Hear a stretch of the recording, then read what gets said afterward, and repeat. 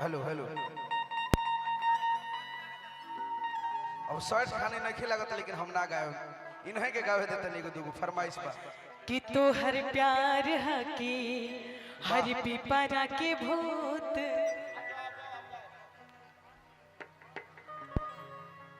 सुन ले मुहंगा कहत नहीं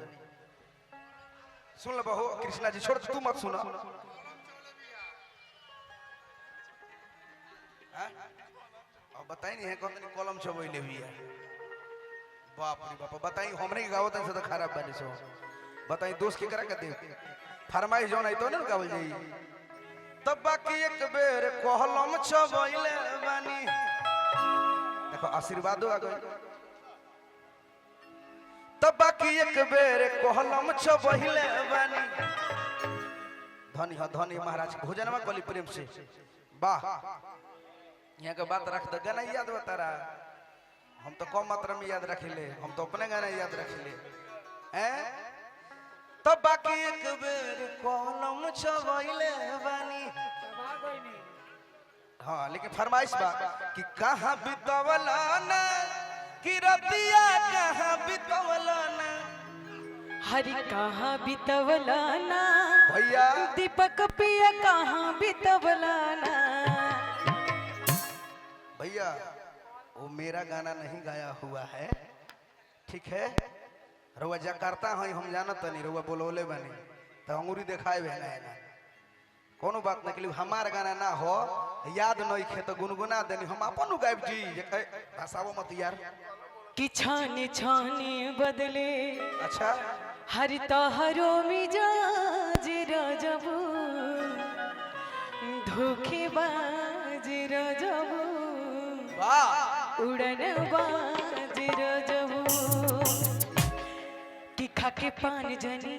हाँ बोलो बोलो अखा के पान जनी जान तू मारो अभी अपरहन तुरारो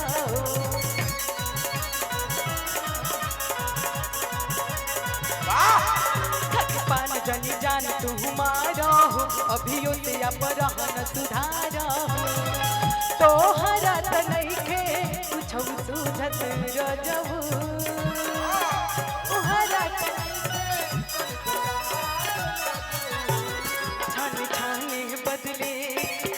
छाने छाने बदले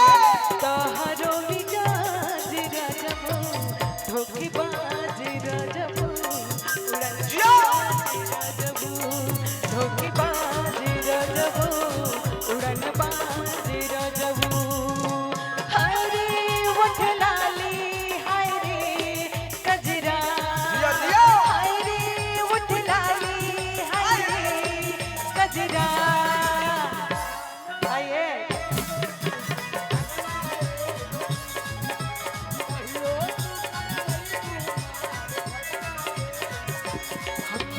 हाय रे उठ लाली हाय रे कजरा हाय रे उठ लाली हाय रे कजरा जान मारे तहरो तो घगराई कहियो तू कर वही घुमार झगड़ाई गुरी